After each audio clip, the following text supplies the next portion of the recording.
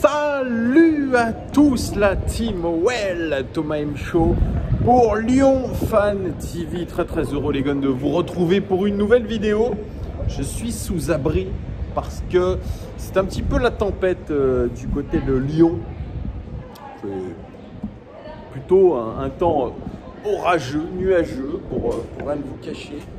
Mais il ne fait pas froid. Voilà.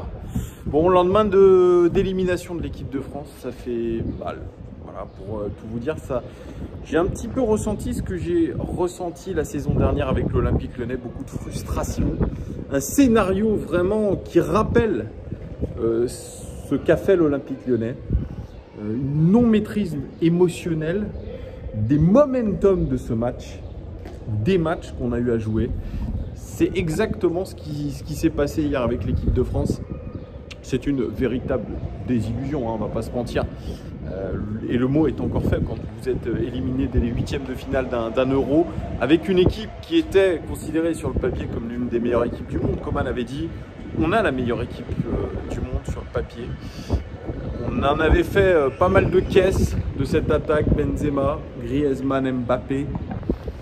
Je ne vais pas dire qu'elle a fait pchit parce que Benzema finalement a répondu présent, mais Mbappé, malgré le fait qu'il mette ses 2 passes décisives, je crois hier, ou plus ou moins, eh bien son euro restera un petit peu raté ou en tout cas en sous-performance. J'ai retweeté quelque chose qui était comme sur la compétition, il a mis 2,26 expected goals, il a mis 0 but. Donc voilà, et puis ce penalty qu'il rate hier, je pense qu'il lui fait mal dans la tête, il fait mal à tout le monde, cette équipe de France. Lui qui voulait prendre ses responsabilités, comme il l'avait dit au trophée UNFP, même si c'était peut-être qu'avec le Paris Saint-Germain, eh bien aujourd'hui ça lui met un petit coup d'arrêt, mais connaissant un petit peu la personnalité du bonhomme, enfin je ne le connais pas personnellement, mais en tout cas de ce que j'ai pu voir, c'est peut-être ce genre d'événement qui va lui permettre de rebondir encore plus haut. Ce que je lui souhaite, ce que je nous souhaite en tant que supporter de l'équipe de France, mais très sincèrement dans un Euro qui est extrêmement relevé. Hein, on ne va pas se mentir, c'est un très bonne compétition. On n'avait pas vu un niveau de compétition tel depuis quelques années. C'est un vrai régal. Tout à l'heure, à 18 h, il y a un Allemagne-Angleterre ou un Angleterre-Allemagne qui s'annonce tout aussi passionnant. Vraiment, c'est vraiment une compétition que j'apprécie regarder.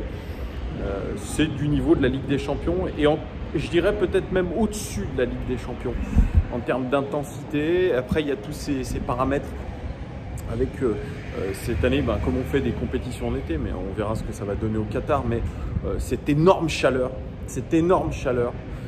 qu'il y a eu à Budapest, qu'il y a eu à Bucarest aussi, qui a fatigué beaucoup les organismes, et puis ces saisons à rallonge pour tous ceux qui ont dû jouer la Ligue des Champions, qui ont joué dans des grands clubs. On parlait de c'était qui, Bruno Fernandes du Portugal, qui avait joué quasiment 80 matchs cette saison. C'est absolument énormissime ce qu'il a dû jouer, Bruno Fernandes. Bref, voilà, donc c'est pour ça qu'on ne peut pas vraiment dire qu'il va aller au bout. Ça va jouer sur de l'émotionnel, ça va jouer sur du physique, ça va jouer sur de la tactique, un peu des trois.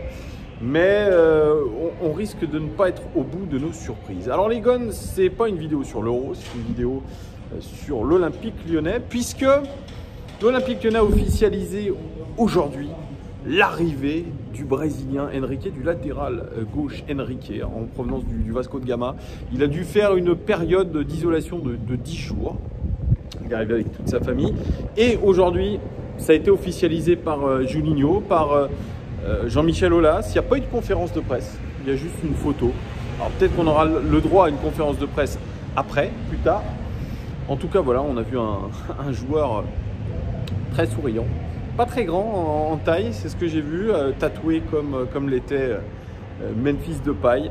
Alors qui est Henrique, on en a un petit peu parlé. Moi, je ne suis pas un spécialiste du championnat brésilien, mais de ce que j'ai pu voir ou lire à droite à gauche, c'est un défenseur apparemment à l'ancienne.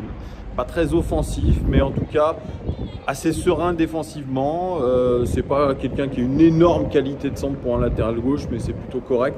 Voilà, on parle d'un joueur de complément surtout. Voilà, une bonne opportunité avec un joueur de complément.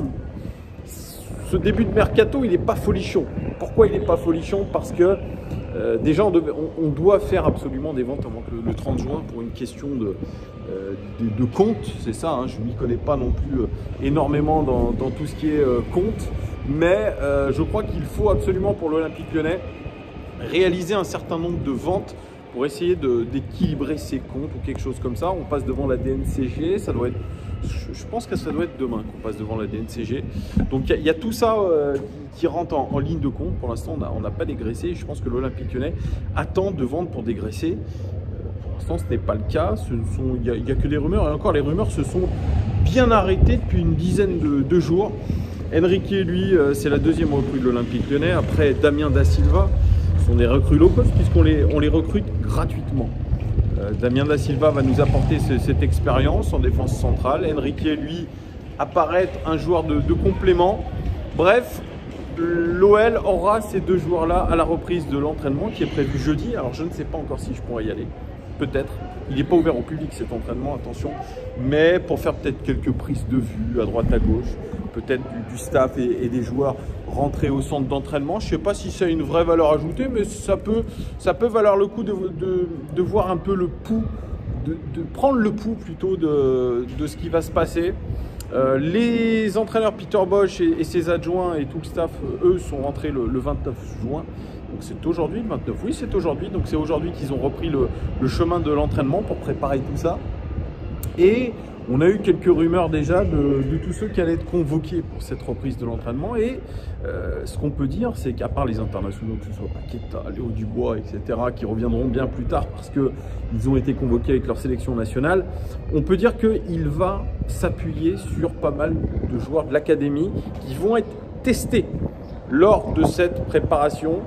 On pense notamment à Mohamed El Arouche, dont on dit le plus grand bien, mais il n'y aura pas que lui, il va y avoir plusieurs autres joueurs qui vont participer à ce stage d'avant-saison, en tout cas cette avant-saison, cette préparation qui débutera jeudi au Groupama Stadium, au Groupama Center, au Groupama Training Center même. Donc, tous ces joueurs-là se prépareront avec les autres et puis on aura l'occasion de voir ces deux joueurs recrutés, Damien Da Silva et Enrique.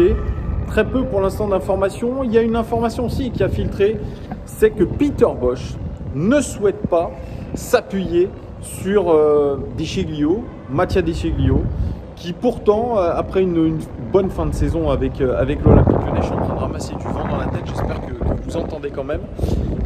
Après une bonne fin de saison avec nous, on avait pensé que Mattia Descheglio avait plus ou moins gagné cette... je ne sais pas comment le dire, en tout cas le fait de rester à l'Olympique Lyonnais, puisqu'il n'était que prêté à la Juventus Turin avec option d'achat. Moi, quand j'avais rencontré un des dirigeants de l'Olympique Lyonnais, il m'avait dit non, on va pas le recruter, et ça a l'air d'être le cas. Peter Bosz a déjà tranché dans le vif.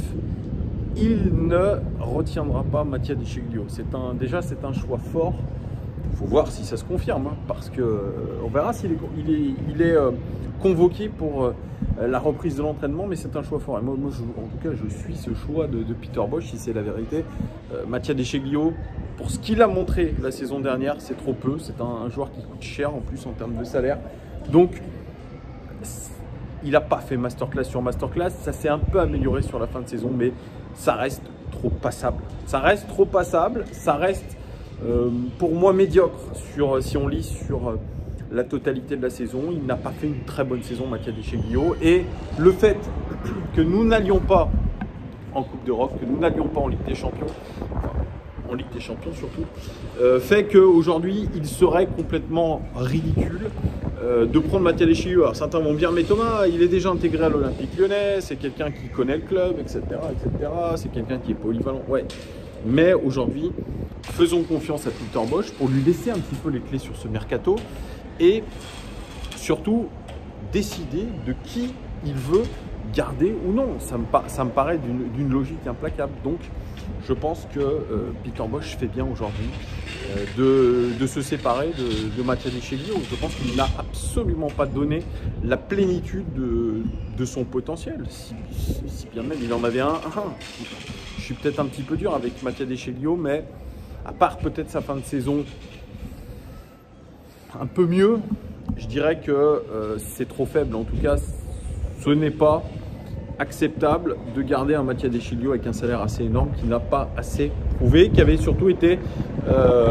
surtout recruté pour Rudy Garcia. Ça avait été un petit peu le bonbon de Rudy Garcia, entre guillemets. Donc voilà, moi je suis pas des masses hypé par le fait de garder Mattia Deschilio. On verra bien ce qui va se passer, les amis. Dernière petite information. Allez, le vent est en train de se lever très sévèrement. Lucas Paqueta devrait récupérer le numéro 10 de Memphis Depay. Ça, c'est important puisque voilà, c'est la petite information goodies du jour. Si vous voulez vous prendre un maillot de l'Olympique Lyonnais et vous faire floquer le numéro 10, ce sera pour Paqueta. Je trouve que ça a plutôt de la gueule. On verra bien ce qui va se passer dans les prochains jours. Peut-être des redispatchages de numéros. Et surtout, on aura, courant du mois de juillet, le nom du futur capitaine de l'Olympique Lyonnais. Voilà, on a hâte. Et on a surtout hâte que ce mercato commence pour l'Olympique Lyonnais.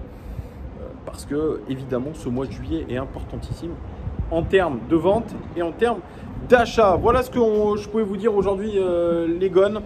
Évidemment, on se tiendra au courant s'il y a de l'actualité. Il va forcément y en avoir avec le début du stage. Donc, évidemment, on se tient au courant. Je pars en vacances à la fin de semaine, mais ça ne veut pas dire que je ne ferai plus de vidéos et que je ne commenterai plus rien. Évidemment, cette chaîne, elle ne s'arrête jamais. C'est comme Beansport. Il y a toujours de l'actualité dans notre club. Et puis, il y aura toujours aussi quelques débriefs de l'Euro.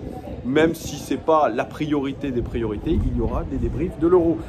N'hésitez pas les gars à vous abonner, c'est très important. Mettez un like, c'est aussi important que la chaîne continue à avancer. Et n'hésitez pas à commenter tout ça, les petites informations que je vous ai données. Je me ferai un plaisir de vous lire comme à chaque fois. Je vous souhaite une très bonne semaine et à très vite. Là, il commence à pleuvoir très sérieusement à Lyon. Je vais rester à l'abri. Ciao les gars, bye.